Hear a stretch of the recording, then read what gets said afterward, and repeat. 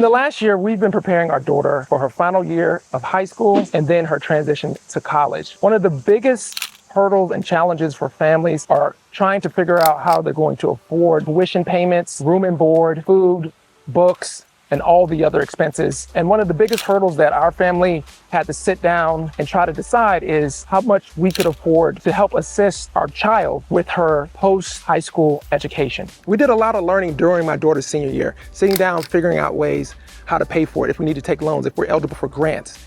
And even still, it wasn't until the latter portion of her senior year that we found out about this exemption, which saved us a lot of money.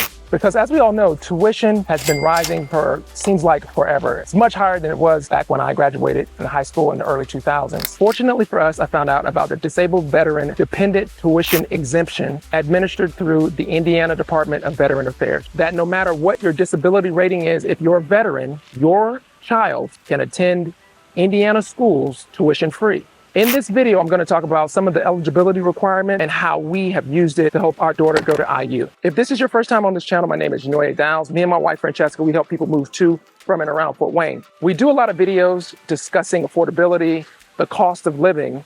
And one of the factors in cost of living is setting aside money for your children's college tuition or for their college experience. If you are a veteran and you're thinking about moving to Indiana and you have kids that are in middle school, keep watching this video because I stumbled upon this information during my daughter's senior year. And we were just about to pay her tuition when I had a conversation with someone who told me about this benefit. So I'm going to tell you all about the requirements, the eligibility, and how you can use it.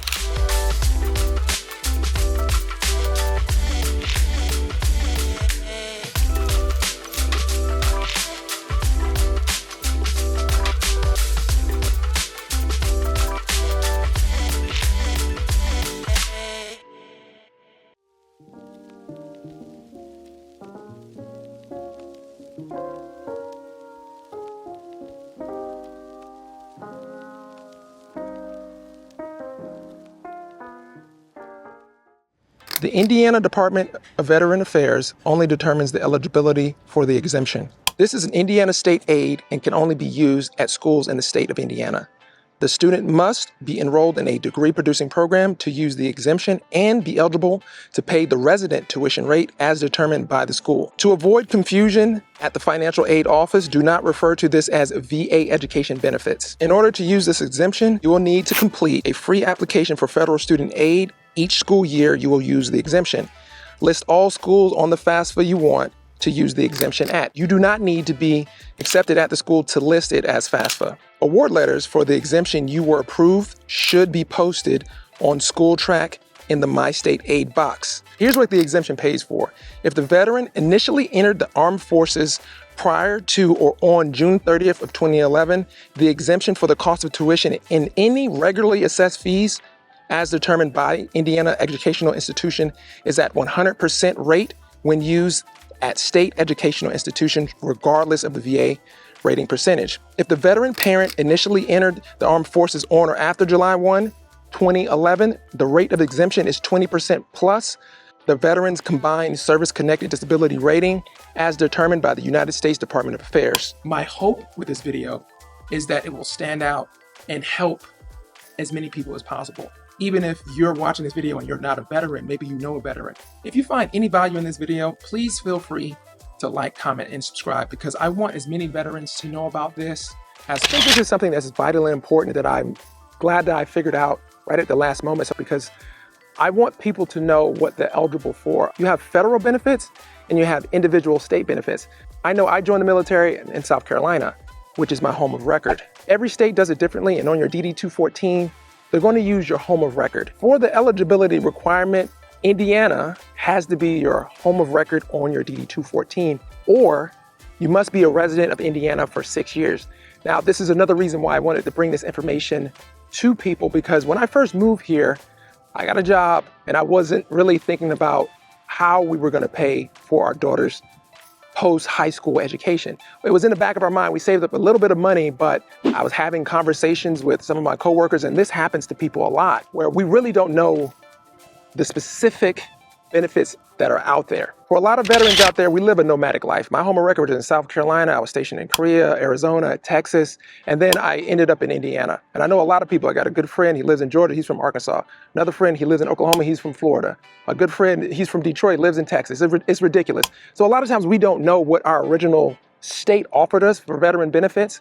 For example, I can still remember the Hazelwood Act when I was in Texas. I was in Texas for 14 years.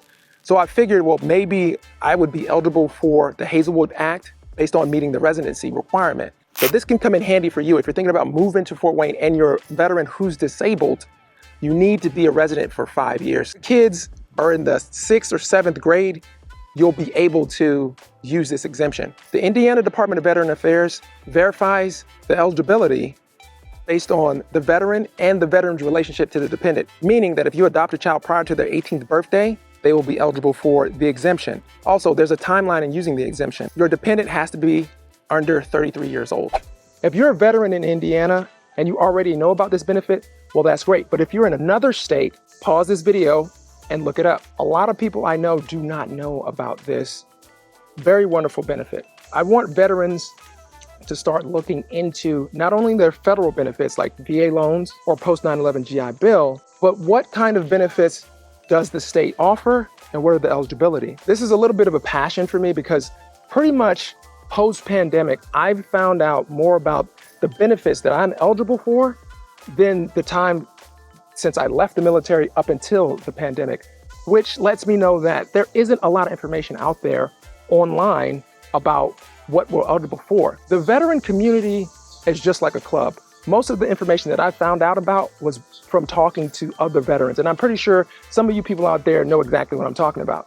You're sitting at a bank or something, you meet a guy, you guys make friends, you start talking about your life, and then they say, hey, did you look into this particular benefit? There really isn't a lot of places online that just spell it out straightforward. Let's say you don't have a child that's going to college, but you're wondering about if there are other benefits. Okay, how do you find out that information? In Allen County, they have a VSO, the Veteran Service Officer.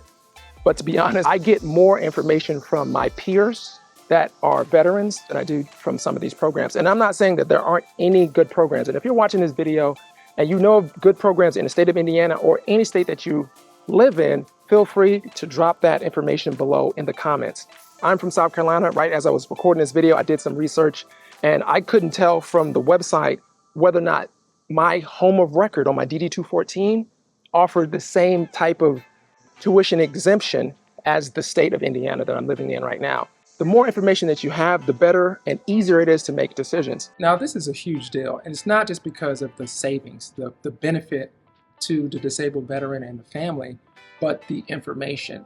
Because it may seem to civilians that veterans know their benefits, but I can tell you, when I left the military, I didn't know about any of my benefits, to include the VA loan. And honestly, looking back at it, I really don't know why it was that way.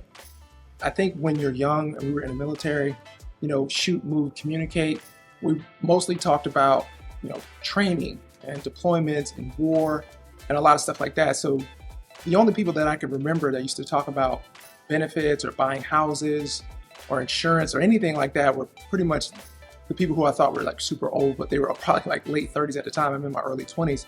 And I know this resonates with a lot of service members because I have these conversations with people that I know. I'll make phone calls and I'll say, hey man, did you know about this? And a lot of my buddies, they tell me, no, I did. I just recently sat down with a veteran who's about to list with us and her daughter is in high school now. And I said, hey, did you know that, you're eligible for free tuition because you're a disabled veteran? And she had no idea. It's kind of sad when you think about it. When we ETS or PCS out of the military, they don't give you like a large packet that goes through all of your benefits. You hear about the more popular benefits like the Montgomery GI Bill, which was the name of the post 9/11 GI Bill when I joined the military. And then you may hear about the VA loan. And if you're a veteran watching this video, even if you're not in the state of Indiana or you're not moving to Fort Wayne, I'm open book. Please feel free to reach out to me and I'll answer any questions about what I know. Now that you know about the disabled veteran dependent tax exemption for tuition, please check out my last video where I talk about Karens and moving to neighborhoods with HOAs, and I'll see you there.